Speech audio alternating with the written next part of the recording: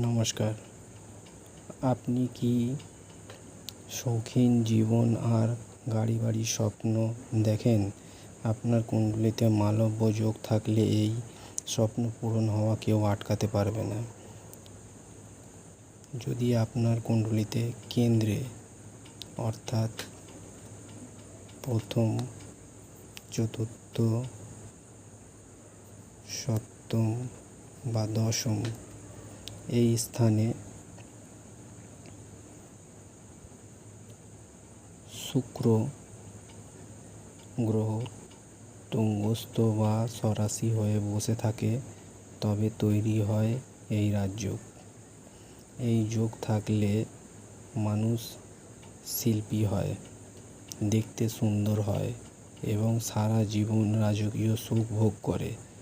আপনার কুণ্ডলিতে কি শুক্র গ্রহ এইভাবে বসে আছে? কমেন্টে আপনার লগ্ন লিখে জানান, আমি দেখে দেবো। আর এরকম ভাগ্যের রহস্য জানতে পেজটি ফলো দিয়ে রাখুন।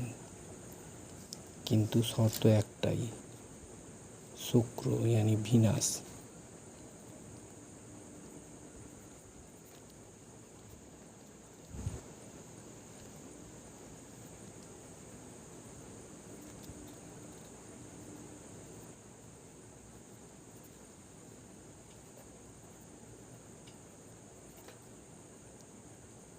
এই 4টি ঘরের মধ্যে যে কোনো ঘরে স্বরাশি হয়ে বসে থাকতে হবে।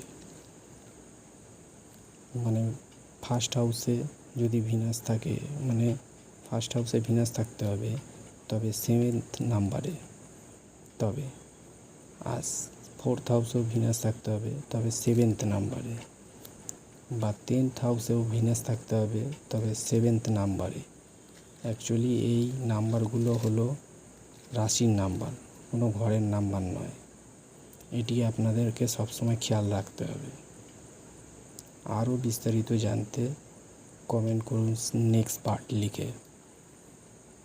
আমি পরবর্তী ভিডিওয়ে আরও বিস্তারিত আলোচনা করব। আর যদি আপনারা আমাকে দিয়ে আপনাদের কুণ্ডলী অ্যানালাইজ করাতে চান, তাহলে আপনারা কমেন্ট বক্সে লিখতে পারেন কুণ্ডলী বলে।